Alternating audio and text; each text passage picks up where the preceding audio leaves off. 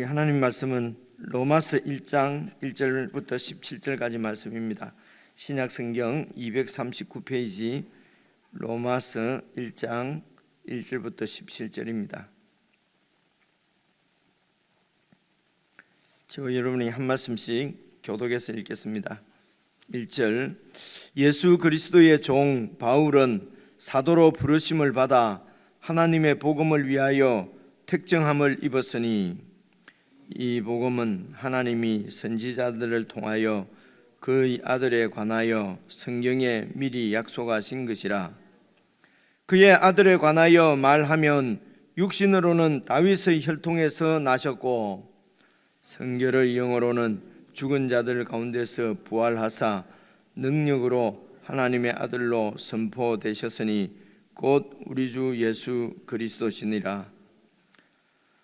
그로 말미암아 우리가 은혜와 사도의 직분을 받아 그의 이름을 위하여 모든 이방인 중에서 믿어 순종하게 하나니 너희도 그들 중에서 예수 그리스도의 것으로 부르심을 받은 자니라.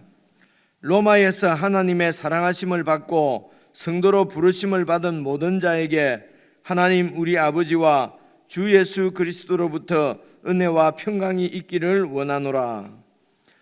먼저 내가 예수 그리스도로 말미암아 너희 모든 사람에 관하여 내 하나님께 감사함은 너희 믿음이 온 세상에 전파됨이로다. 내가 그의 아들의 복음 안에서 내 심령으로 섬기는 하나님이 나의 증인이 되시거니와 항상 내 기도에 쉬지 않고 너희를 말하며 어떻게 하든지 이제 하나님의 뜻 안에서 너희에게로 나아갈 좋은 길 얻기를 구하노라. 내가 너희 보기를 간절히 원하는 것은 어떤 신령한 은사를 너희에게 나누어 주어 너희를 견고하게 하려 함이니 이는 곧 내가 너희 가운데서 너희와 나의 믿음으로 말미암아 피차 안위함을 얻으려 함이라.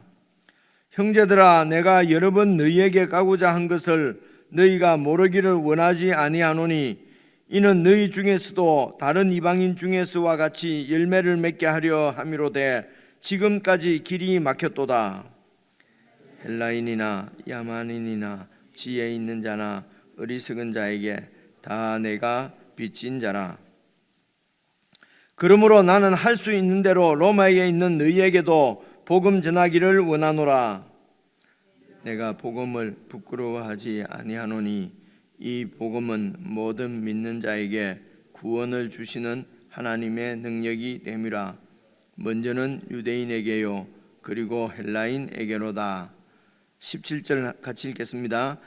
복음에는 하나님의 의가 나타나서 믿음으로 믿음에 이르게 하나니 기록된 바 오직 의인은 믿음으로 말미암아 살리라 함과 같으니라.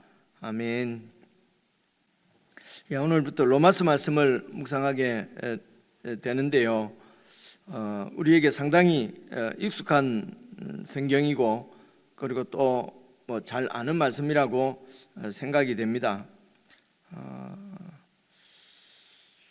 그래서 오늘 또 읽은 본문이 좀 긴데요. 제가 한 절 한 절 자세히 설명드리는 것보다 잘 아시는 말씀이니까 좀 이런 뭐라고 말씀을 드리면 좋을까요?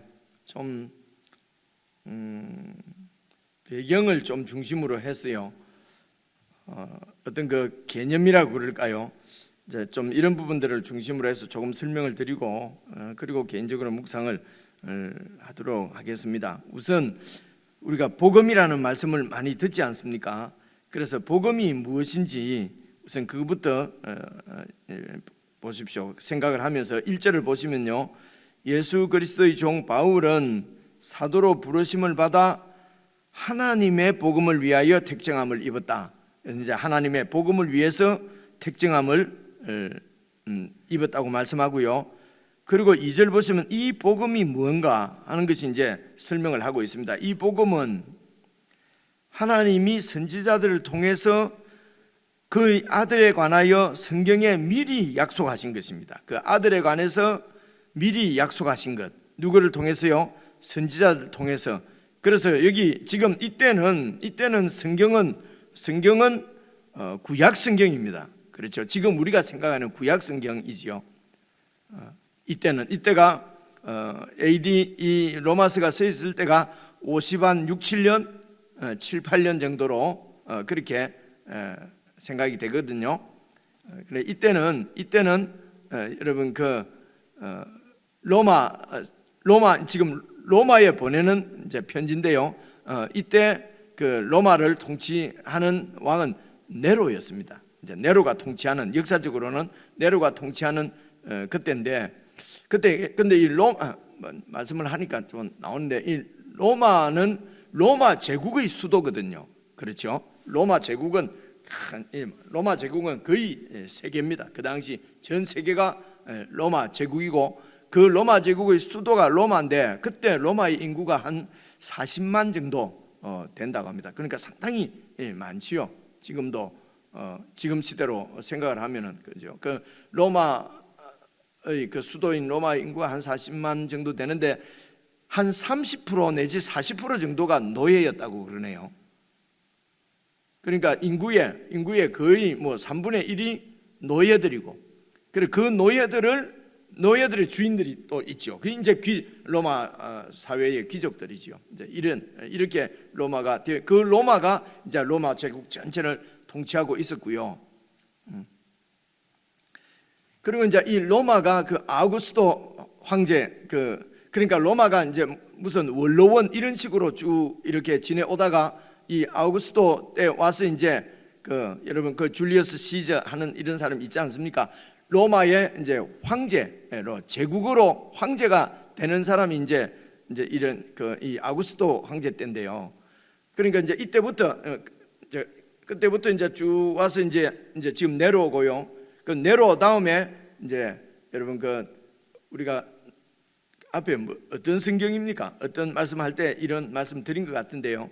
이제 네로 뒤에 베스파시안이라고 하는 황제가 되고, 그럼 여러분 잘 아는 디도 장군, 예루살렘을 완전히 멸망시킨 디도가 황제가 되고, 디도 다음에 황제가 된 사람이 도미티아누스거든요.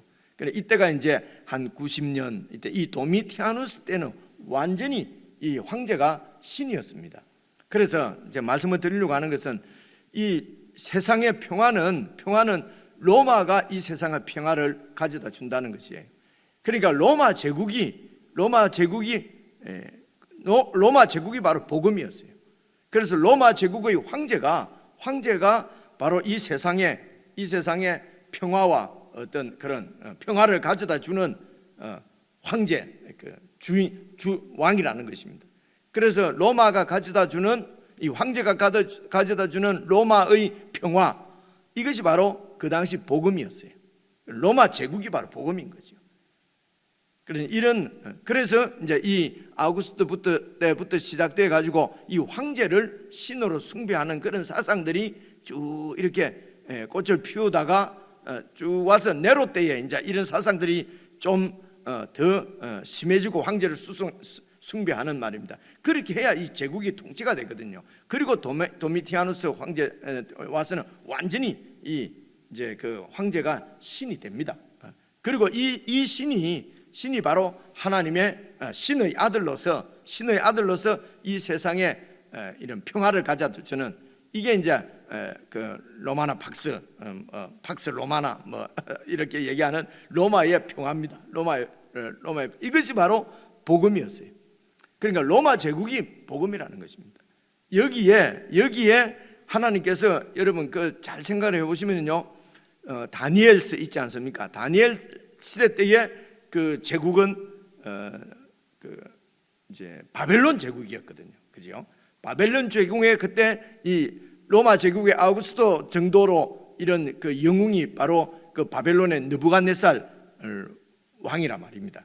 그래서 이 느부갓네살 왕 제국의 왕이지요, 황제지요. 그리고 이 느부갓네살이 온 세상을 이제 제패하는 것입니다.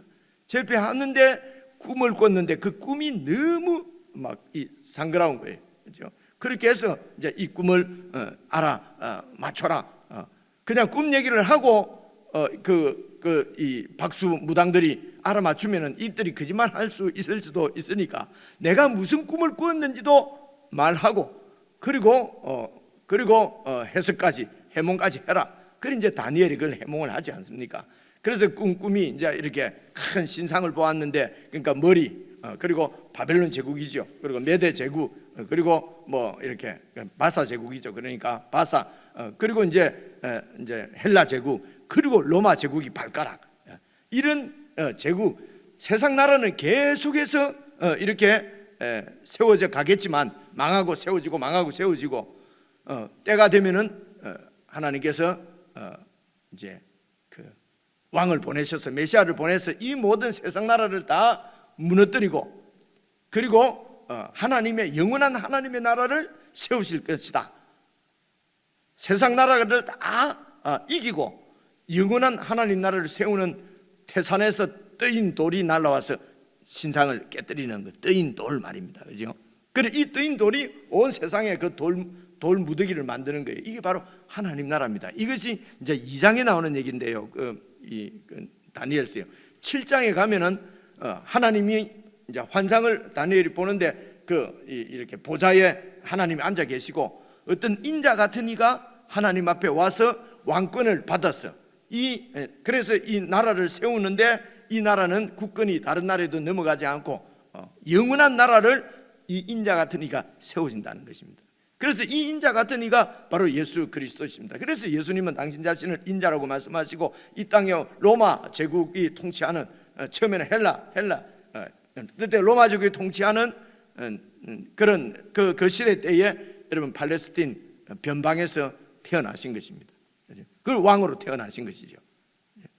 그래서 로마 제국 가운데 하나님 나라를 세우실 분이 바로 예수 그리스도십니다. 그분이 왕으로 오신 것입니다. 이분이 세우신 나라가 바로 하나님의 나라입니다. 천국이죠.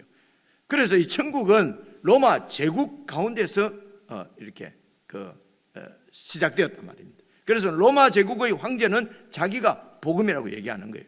그런데 이 성경에 말하는 복음은 로마 황제가 아니라 예수 그리스도 메시아, 하나님의 메시아 예수 그리스도가 왕이시라는 것입니다. 이분이 진정으로 이 세상 가운데 평화를 가져다 주시는 복음이라는 것입니다.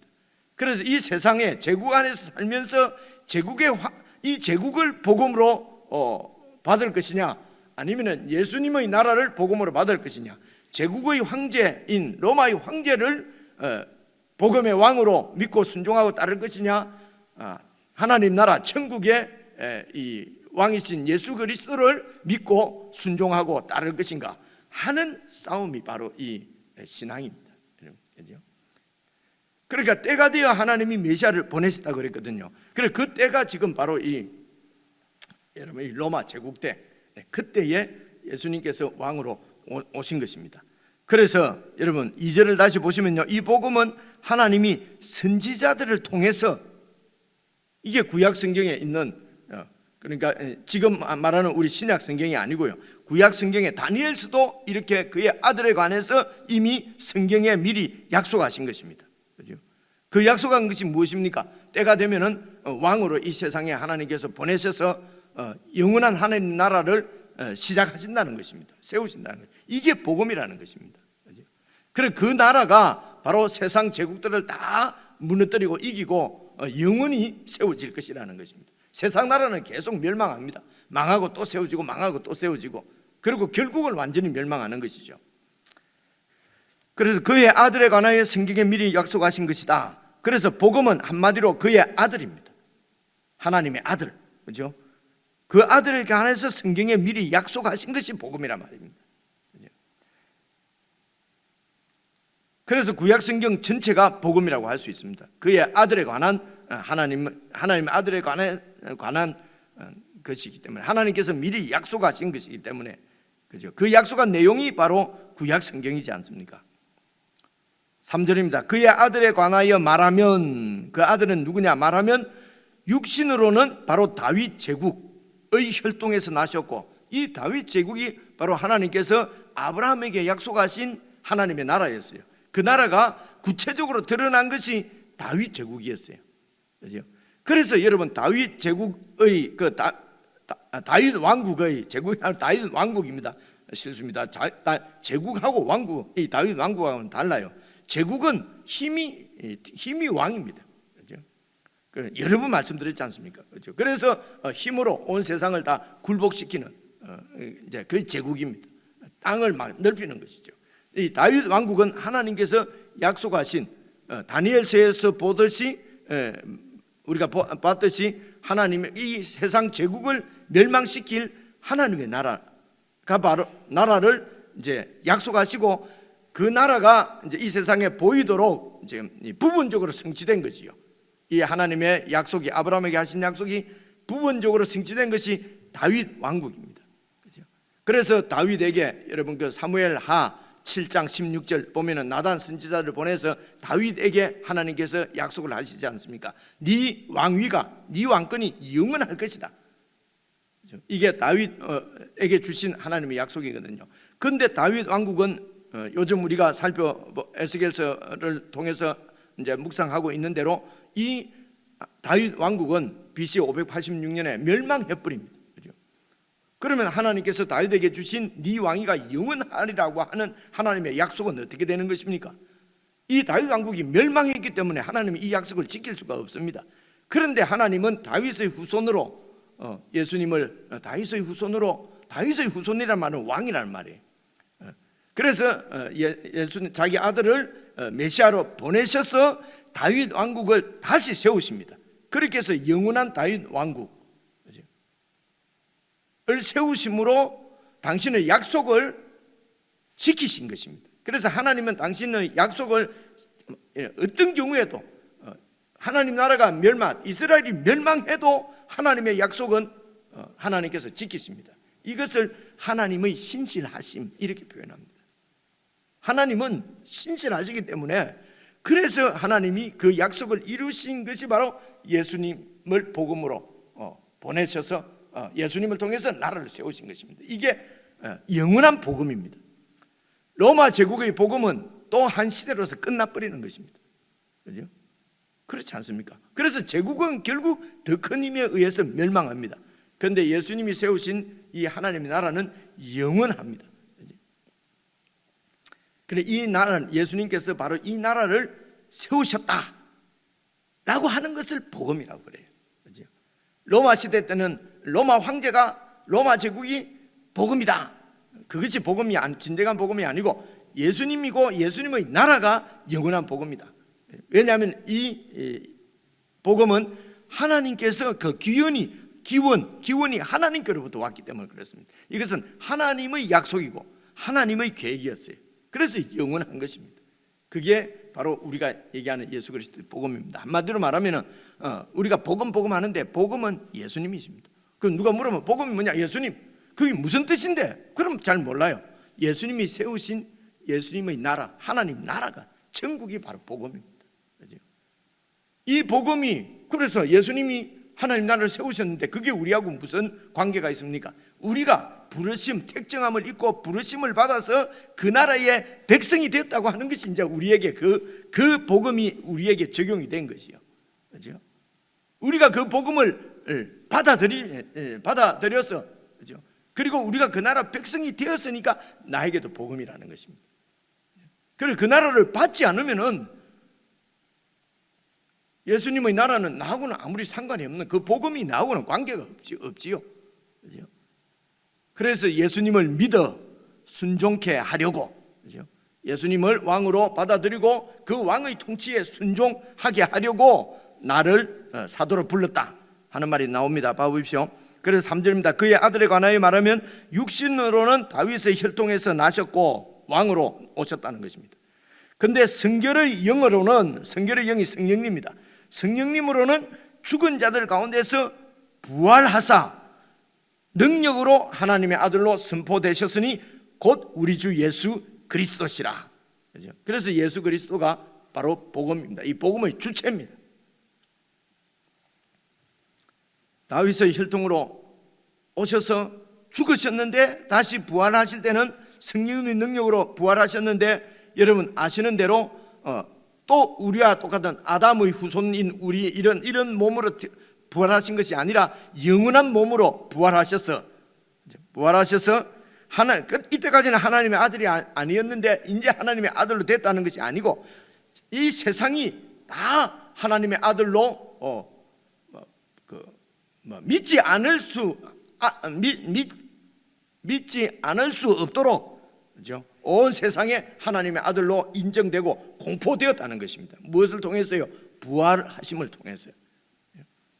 이때까지 죽음을 이기고 부활한 존재는 아무도 없습니다. 죽었다 살아난 사람 몇 명 있잖아요. 그 사람들도 다시 또 죽었어요. 근데 예수님의 부활은 그런 사람들의 부활하고는 완전히 다른 부활입니다. 그죠? 영원한 생명으로 다시 부활하신 것입니다. 이게 성령님의 능력이고, 그것이 바로 하나님의 아들로 완전히 메시아로 공포된 사건입니다. 예수 그리스도의 죽으심과 부활이. 그래서 예수님의 죽음과 부활을 또 복음이라고 얘기하는 것입니다. 고린도전서에서는. 그래서 복음은 결국 4절에서는 우리 주 예수 그리스도십니다. 그리고 복음은 16절 보십시오. 16절 보시면 내가 복음을 부끄러워하지 아니하노니 이 복음은 모든 믿는 자에게 구원을 주시는 하나님의 능력이 됩니다. 복음은 하나님의 능력입니다. 하나님의 능력인데 어떤 능력이냐? 모든 믿는 자에게 구원을 주시는데 이게 무슨 말이냐? 먼저는 유대인에게요. 그리고 헬라인에게로다. 그 당시 유대인은 헬라인들을 사람 취급을 안 했어요. 그리고 헬라인들은 유대인들 역시 사람 취급 안 합니다. 저거는 완전히 꼴통들 이렇게 얘기하는 거죠. 그래서 헬라인과 유대인은 절대로 하나 될 수 없는 그런 신분, 그런 사이인데 복음의 능력이 무엇이냐? 믿는 자에게 주시는 복음의 하나님의 능력, 이게 복음인데요. 복음은 믿는 자에게 구원을 주시는 하나님의 능력인데 그 구원은 유대인이나 헬라인에게 나 모두가 다 구원을 받는. 그래서 이 하나님의 능력은 이런 완전히 적대 세력들도 같이 하나님의 예수 그리스도의 통치 안에서는 한 나라 백성이 되도록 만드는 것이 바로 하나님의 능력입니다. 이런 복음의 능력으로 산다고 그러면서도 교회 안에서 조금 뭐가 마음이 상하고 하면 그때부터 영원히 안 보잖아요. 그죠? 사랑방 해도 저거는 안 갈란다 그러고 예를 들면 말입니다. 그죠? 또 불편한 사람이 있으면 앞문으로 들어오면 뒷문으로 나가버리고. 그러니까 복음의 능력이 구체적으로 적용이 안 되는 것입니다. 이런 말씀 드리는 것은요, 이제 개인적으로 묵상을 할 때는 이런 부분을 잘 보셔야 합니다. 그죠? 헬라인에게나 유대인에게나 누구든지 이 믿음으로 그죠? 믿는 자에게는 구원을 주시는 그래서 구원은 바로 제국의 백성은 제국과 함께 멸망합니다. 제국으로부터 구원받아서 그래서 하나님 나라 백성 되는 것이 구원입니다, 여러분. 그죠? 그래서 로마 제국에 있던 사람이 하나님의 나라 왕국으로 옮겨지는 것이 구원이라 말합니다. 이민 가는 것이 구원이에요. 그래서 구원은 구원이 추상적인 개념이 아니고 여러분 이민입니다. 이민. 그죠? 그래서 시민권이 바뀌는 거예요. 로마 제국의 시민권이 아니라 천국 예수님의 나라의 시민권을 받는 것이 바로 구원이거든요. 그런데 제가 이 땅에서도 그런 게 해봤는데 이 땅에서는요 그 어떤 나라에 시민권 받기가 쉽지 않습니다. 그런데 이 예수님의 나라는 누구든지 이 복음을 받아들이고 이 복음의 주인이신 예수님을 믿으면은, 그래서 그 믿는다고 하는 것이 무엇이냐 하는 것은요, 여러분 5절 한번 봐보십시오. 믿는 것은요, 그로 말미암아 우리가 은혜와 사도의 직분을 받아 그의 이름을 위하여, 예수님의 이름을 위하여 모든 이방인 중에서 이제 이렇게 구원을 받아서 믿어서 순종하게 하나니, 이 복음은 바로 이방인들, 이 예수님을 모르는 이방인들이 믿고 순종하도록 만드는 것이 바로 하나님의 능력입니다. 복음에 순종하게 하는 것입니다. 그래서 믿음은, 이 말씀을 잘 봐보세요. 믿어서 순종하게, 이것은 믿음이고 순종이라는 말도 되고요, 아니면 믿어서 결국 믿음의 열매가 순종으로 나타난다는 것입니다. 그래, 이 순종은 누구 말 잘 듣는 게 아니고 예수 그리스도의 통치에 순종한다는 것입니다. 세상 로마 제국의 통치가 그 질서를 따라 사는 것이 아니라 예수님의 통치의 질서를 따라서 산다는 것이죠. 그렇죠? 그래서 나는 이 세상에 속한, 나는 예수 믿으니까 말이야, 이 세상 법대로 하지 않아, 그러면서 비상식적으로 막 하는 것이 아닙니다, 여러분. 그렇죠? 이런 세상에서 보는, 생각하는 상식을 훨씬 뛰어넘는 초월, 상식을 초월한 그런 그 하나님의 통치 가운데 사는 것이지, 나는 예수 믿어 그러면서 아주 비상식적으로 세상 사람들보다도 못하게, 그죠? 이게 지금 에스겔서 5장에 나오는 얘기입니다. 내가 너희들을, 이스라엘 백성을 내 백성으로 불렀는데 너희들이 이방인들도 못하게, 이방인들도 그런 상소리는 안 하는데 그냥 상소리하고 함부로 말하고, 이방인들도 그런 짓은 안 하는데 이 하나님의 백성들이 그런 짓을 하고, 그렇게 해서 내가 너희를 이렇게 버린다. 그죠?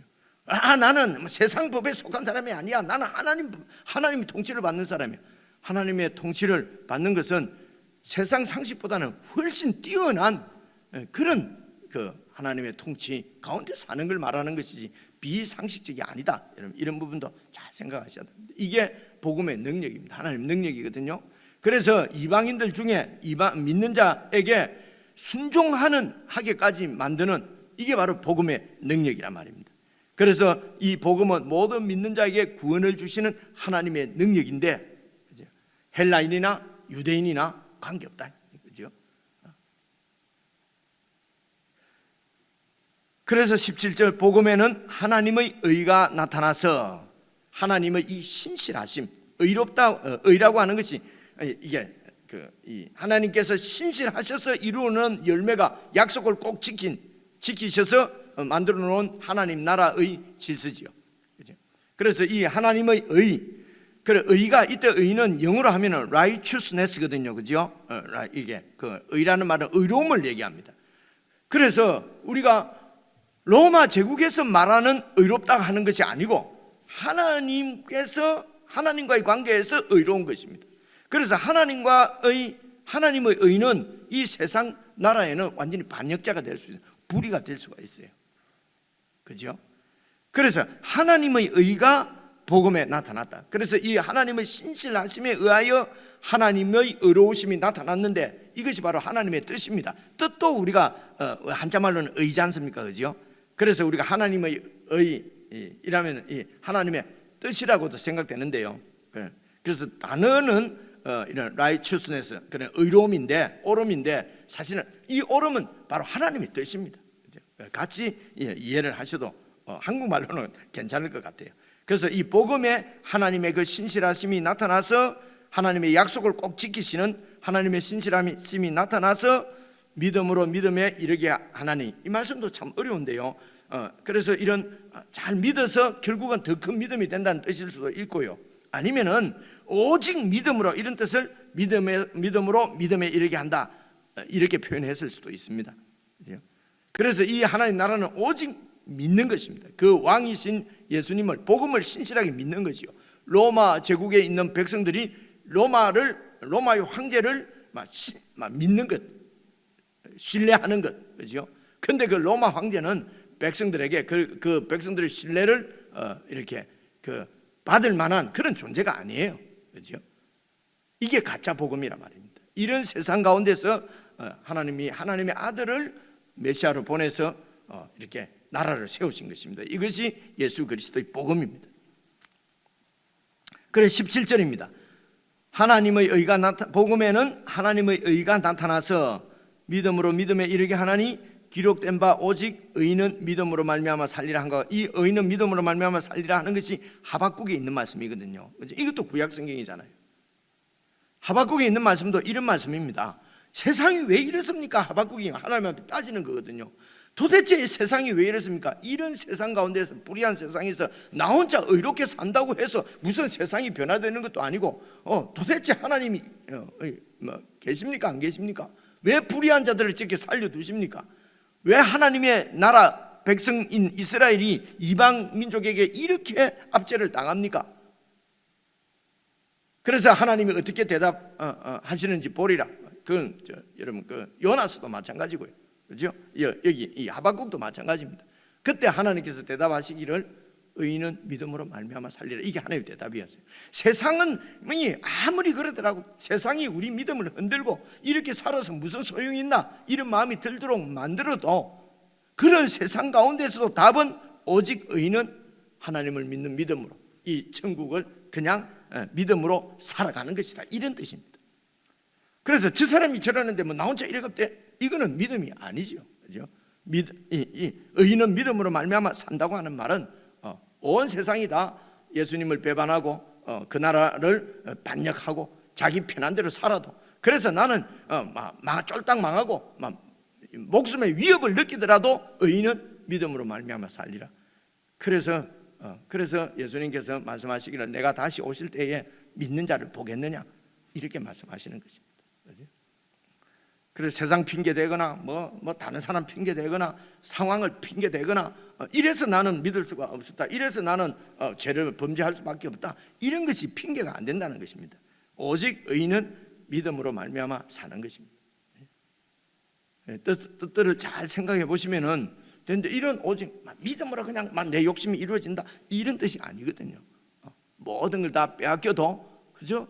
예수님께서 영원한 평화를 주시는 하나님 나라의 이 세상의 제국이 도저히 이룰 수 없는 그런 평화와 사랑의 나라를 예수님께서 시작하셨고 그 나라의 왕이 예수님이시고, 그래서 우리가 주님 다시 오셔서 이 나라를 완성하실 텐데 그때까지 그 나라의 주인이신 예수님께 충성하고 그 나라에 헌신하고, 이게 이제 복음의 능력이죠. 이것이 복음이고요.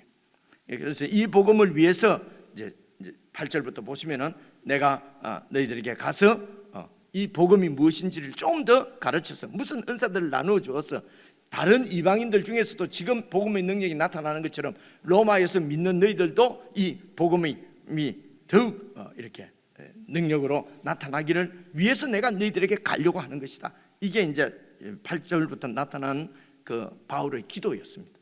그리고 너희들이 나를 좀 후원해 주면은 땅 끝까지 스페인까지 가서 이 예수 그리스도의 복음을 내가 증거해야 되겠다. 그래서 내가 지금 너희를 만나기를 원한다. 나를 후원해 달라는 것입니다. 선교 헌금 좀 하라는 것입니다. 그 얘기가 여러분 쭉 읽어보시면 나와요. 그래서 여러분 개인적으로 묵상하실 때에 한 3가지 정도 생각하면 좋겠습니다. 복음은 시작하신 분이 하나님이시고, 그리고 이 복음의 목표는 모든 믿는 자들이 믿어서 그 복음에 순종하는 것이 복음의 목표입니다. 그리고 이렇게 우리를 만들어내는 복음의 능력은 하나님의 의로우심, 신실하심과 하나님의 사랑입니다. 그죠? 이게 지금 1절부터 17절까지는 그렇게 정리할 수가 있습니다. 이런 큰 맥락 안에서 여러분 개인적으로 묵상하셔서 이 복음이 우리에게 실제적으로 깊이 적용이 되어서 복음의 사람으로, 복음의 증인으로 더욱 굳건하게 세워지는 그런 은혜의 시간이 되었으면 좋겠습니다. 우리 개인적으로 묵상하십시다.